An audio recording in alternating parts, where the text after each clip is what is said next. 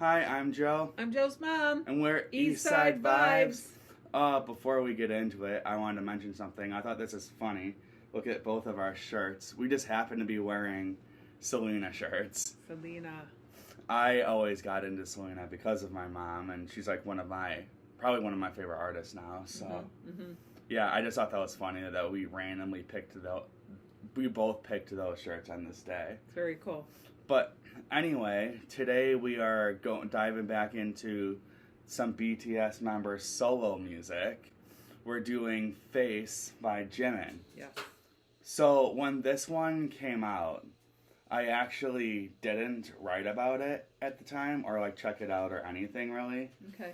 I did the Suga album, the August D one, which we still might check out soon because I love that album. But I don't know, I just missed it. And then when I saw V came out with that EP and I checked it out and I liked it, I went back and was kind of looking through like BTS member solo stuff. And I saw that Jimin had come out with this. And now I was like, wait, how did I miss this? Because there's like hundreds of millions of streams on all these songs. Right. So it's like, how did I somehow I missed it. But as far as BTS goes, I would say that Jimin is probably the most recognizable member. Yes. I think at least in the Western world. I don't know how I know that V is very popular in the Eastern world, I think. Right. But yeah, no, Jimin, when I brought up BTS, she actually thought that V was Jimin. Just because he's the most recognizable. Yeah, he's the one you think of. Yeah. A lot of people in America, right, when they think of BTS, they think of Jimin. He has a very distinctive look, and I've always been able to recognize his voice too because he also has a very distinctive voice. Oh, very much so. Very he has a very wide range. So does V, but in a different way. You know him he's also. If you watch, I'm sure if you've ever seen videos or clips of them online, or you saw them at the VMAs, he's usually front and center because he's one of the main dancers. Okay. So he's usually right in the middle. Him and Jungkook. Okay. Which I'm excited for his album that's coming out pretty soon. But Jimin is the one that I feel like at least Americans think of when they think of BTS. That's who I thought of. Yep. So, I thought it was cool that he came out with some solo music because I know most of the members of BTS are doing this right now, but I've always thought he had a really cool voice, so I just was interested to see what he did when he didn't have the rest of the members around him. Right. But so he came out with Face. I think it was last March, right? Yes. And we're just going to dive right into it. The first song is Face Off. It took me, I don't know why it took me so long to figure this out, that the sample at the beginning is a merry-go-round. Yes. And then it pitches it down to have a melancholy feeling to it, kind of a gloomy instrumental, I would say. Yeah, and I think part of that gloomy instrumental, again, when I was looking things up, apparently he wrote Face as he wrote Face in response to the COVID-19 shutdown because he was just very, like you said, he was very melodramatic. He was very upset that he couldn't be out there and performing, and so this whole album actually centers around those ideas. So when you go from that merry-go-round to, it's like a happy little merry-go-round, and all of a sudden, boom, the music changes. I think that's him going from being happy that he could perform, and then boom, he couldn't anymore because of COVID. So I would say a lot of the music that's come out in the last couple of years, in 2021, 2022 in particular, was really, really good and interesting. Yes. There was Charlie XCX. There are artists who had these really instrumental or really interesting experimental albums. Okay. And I think that came because of COVID. 100%. They were able to experiment more when they were home. And they, someone like Jimin, for instance, whose whole life is being on stage and performing for people. Right. And you just can't do that anymore. Right. You have to express yourself somehow. Yep, and this is how he did it. And so he was, obviously this is he wrote these songs like about like how he was feeling during that time. Correct. Which is pretty cool. And I would say, for the most part, the music on it or the instrumentals like really like fit that tone. Definitely. Besides one song, but right. The rest of them definitely do. Right. And this one I think it's a really good opener because yes. it kind of like sets the mood into like what we're going to be getting to. Yep. And in my opinion, on Face Off, I think his vocals are the most clear, and I agree. Like it's probably has my favorite pitch okay. out of any song. Yeah. I don't. It's not my favorite song on the record, but I just like his vocals the best on this one. Mm-hmm. It's probably the most like I don't know, simple-ish song. It's not. Is. You know. Yeah. It's not like anything. Yeah. There's nothing flamboyant about it at all. But it's just good. It's good for what it is. Yeah, it was a good intro. But yeah, so that's that's Face Off. Next we have the interlude, which is called Drive. And so I had to look it up. The beginning of the song, or the beginning of this little piece, which is also very... Actually, this instrumental reminds me a little bit of like the instrumentals on V's yes. record. Yes. It's kind of like a jazzy, like... Yes. Like rain on a Saturday morning R&B type of feeling. Right. And yeah, so the vocals are him like introducing himself and thanking his fans at, I forgot what concert it was. I know it was in Seoul because I remember looking that up. Yeah, they in the translation he said, what was he saying in this one? Wow, everyone, I really missed you so much. This is how we meet everyone. This is Jimin. So apparently that's what he was saying to the crowd. And I didn't catch that there was a crowd in it until I watched it, listened to it a couple times, and all of a sudden I heard the crowd coming, and I'm like, obviously he did this in front of people. And at the end of this little instrumental, you can hear him pouring. My mom said she thought it was coffee. I thought it was like a martini or something. It could like be now that now that I know why he wrote this. I agree. It probably was a drink of some sort. Yeah, because like she said, the first song is him like expressing his feelings about COVID and just like how down that made him feel, right. and maybe like this was one of his first performances after he got back, and it's kind of like winding down, you know. Could be, yeah. Oh, that's a good point. Yeah, winding down, yeah. So it's actually a pretty cool and relevant interlude. Right. So a lot of times, you know, the interludes on the Drake album are like there's no reason for them to even be in here. No, exactly. But like that plays a part into it for sure. I always appreciate when artists do that. I love interludes that like I don't know, that like contribute to like the story of whatever they're trying to say. I like that they did the interlude. He did the interlude second. You know, he could have put it maybe in third or something. Yeah. But he did it second, I feel, to let fans know, all right, there's more coming, and that's what the rest of the songs did. But the third song is Like Crazy. This is the only one that doesn't really fit that, I don't know, like feeling sad from COVID sound. Right. He's thinking about a night with a woman that he doesn't want to let go of, but he keeps thinking that it's in a dream, that this whole thing is a dream to him, but obviously it's not. As far as like the sound of this song goes, it reminds me a lot of that Post Malone song I Like You, the one with Doja Cat from like a year and a half ago or 2 years ago. I agree. It's not like anything too interesting. It's just like almost like department store pop music. Yes. You're like, walking around shopping and you hear it.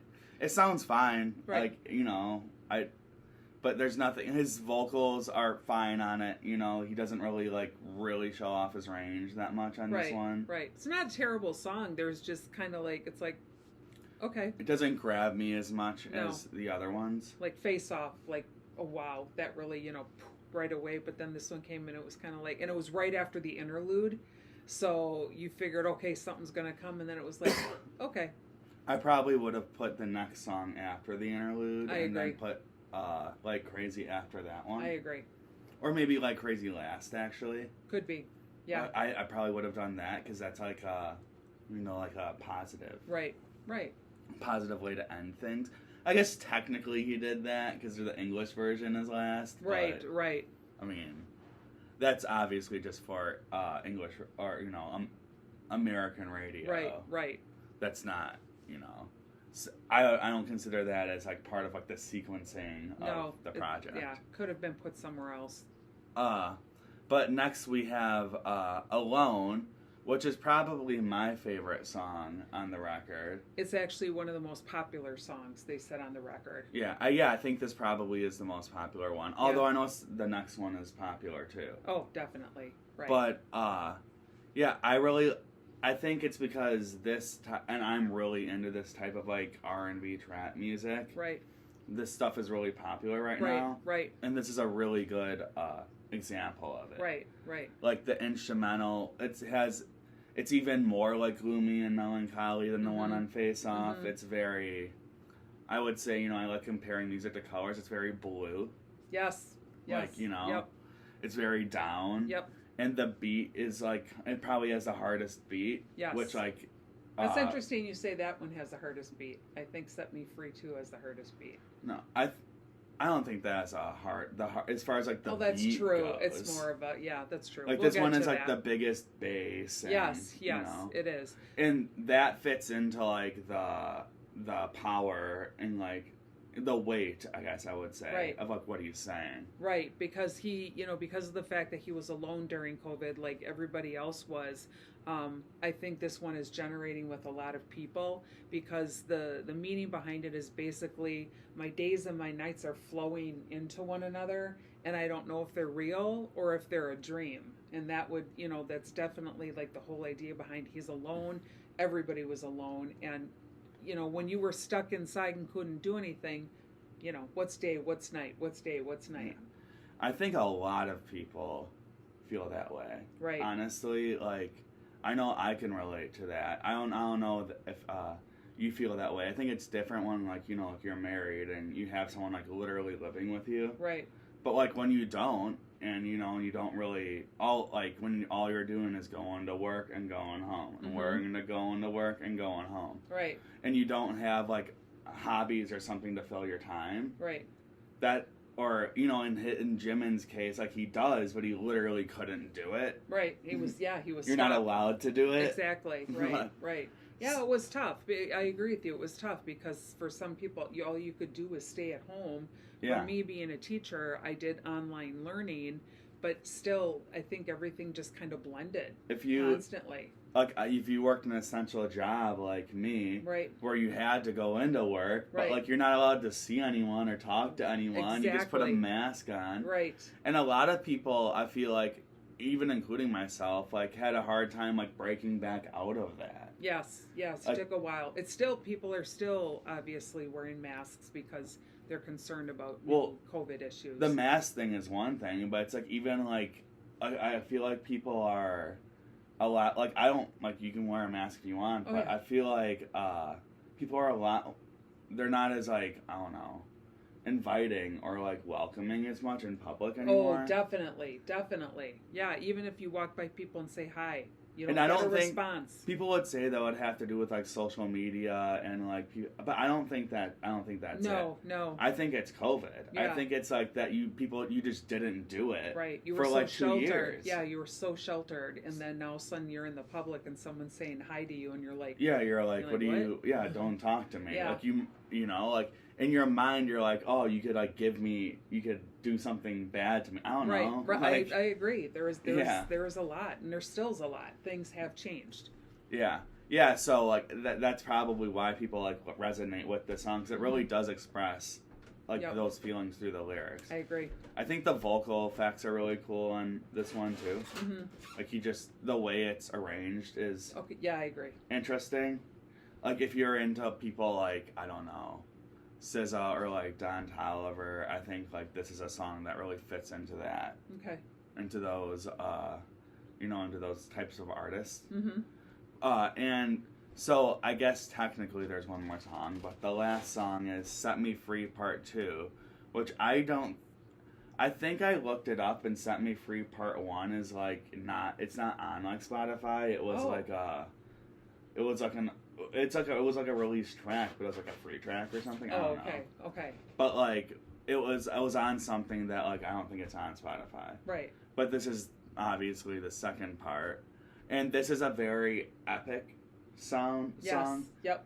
Like the instrumental, I think or like the melody reminds me of like Imagine Dragons mixed with like Rick Ross or something. Yeah, when he said it, I got this is my favorite song on the album, and it starts off with that like flowing music, and all of a sudden it's like it's like super that. huge. Yeah, I like it a lot. It like a lot of the music when I was like growing up in the 2000s was like this, and I would imagine like people my age would probably be into this song because of that. Right. Because it's just very uplifting for sure. Definitely. It's supposed to like bring everything up. Right. It's like triumphant. You're right, because it's the whole point behind it is he's being set free now. It's kind of like, okay, we can now go out, we can now do things. I can now go back and perform to my audience, which is obviously that's what his life is, to be able to do that. So this is like set me free. I can go out there and do this now, and it is. I think it's a very powerful song, and I think the message behind it is powerful too. As far as like Jimin's performance on this song, I think one thing that's funny is the way the vocals are arranged on this, in the second verse especially. Have like a Playboy Cardi feeling, like they're like squeaking, like it's very it's not even auto tune. I forget what that's called. I don't know either. Yeah, it's like very like pitched up. Yep. And Yeet does that a lot too, and we like talked about Drake recently. Yeet. And I think it's funny that she likes that sound, because even like a lot of like people my age who are into hip hop are like now getting into that stuff. Like the younger people that's what like the kids liked. Right. I can't remember. I've always thought it's good, but the song with Travis Scott and Kanye West. It was a remix or something like that. Do you remember what that song is, by chance? But it was very much like this. It was like boo boo boo boo, and that kind of stuff, and I liked that a lot. Yeah. This is like if you're into like very, I don't know, huge songs, like this is a song that you would definitely like. This would be great to see in a concert, for sure. Yeah, I would love to see this perform. It would be really cool to see it perform. And I would assume that like whenever they tour again, right, he would perform this. Oh, definitely. Like, and live there's dancers. We watched the video. There's dancers, and he's a really good dancer. Really good dancer. But after this, there's an English version of like Crazy, which, I mean, it sounds very similar. It's just like literally in English. Like they just changed the lyrics a little bit. Right. So that must be a song that really resonated with him, that they would do the English version apart. Yeah, I would assume. I mean, I get if he was kind of feeling stir crazy at home and it's couldn't also do anything. The most like upbeat one. Yes, definitely. Like you could like play it you could even play the English version in like a bar or something. Right. Like, it just sounds like it would blend in. Right. I agree. But I guess I didn't know that there's a letter to the army. Yeah. That comes after this. Yeah. It's not on Spotify. No, it's not. But yeah, my mom found it, so. Yeah, so he's thanking people who helped him through COVID-19 and the creation of this album, and he wants more happiness for everyone. So it's like, that's what the whole idea behind it is. But again, it's not on the album that we listen to, but maybe that's on like a disc version or something. Could be, yeah. Because I would have liked to have like hear him say that. I know. I think it would have been cool to like have an outro where he just says that over some instrumental. Right, because it's just him, telling the army that let's go.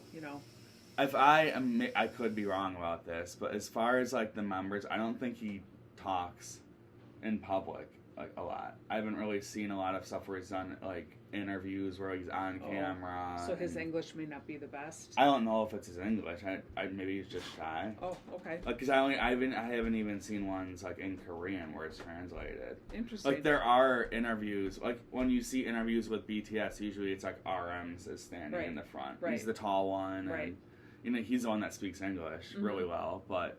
Even in like, I feel like in all interviews, him and Jungkook are usually in the front. But yeah, I I just don't know if he like talks that much. Right. Jimin. Right, but the songs definitely talk for him. That's for sure. Yeah, he expresses himself through his music. Correct. That's for sure. Oh, That's fast. anyway, I think it's 20 minutes or 25. Okay. But yeah, as far as this project goes, when I like went back and like read what I wrote about them, and I actually liked the V1 more at the time because I wrote about them around the same time. Okay. I think it's because I appreciate that one had like as far as the sound, he like He changed his genre. he went in a direction that like I know like it wasn't common for like Korean artists, but it's not even that common for American artists to do like that right now. Right, exactly. Maybe like in the late 90s, early 2000s, Right, but right. like Mac Miller was doing it, like Ty Dolla $ign kind of, not very many artists like Right. really do like that style of R&B because it's not Right. easy to do. Right. But and this one, as far as like the actual instrumentals go, like I feel like any pop artist could really be on these. Like it's not It's like not they're unique. yeah, they're good, but like like if just like Post Malone or Justin Bieber or like artists like that just release these as one-off singles with like literally the similar lyrics in English. Yep. I would be like, okay, like this is good. Song. It's Yeah. fine. Yeah. But as far as V goes, like that was like something that's like wait. Yep. It's like harder to do. Right.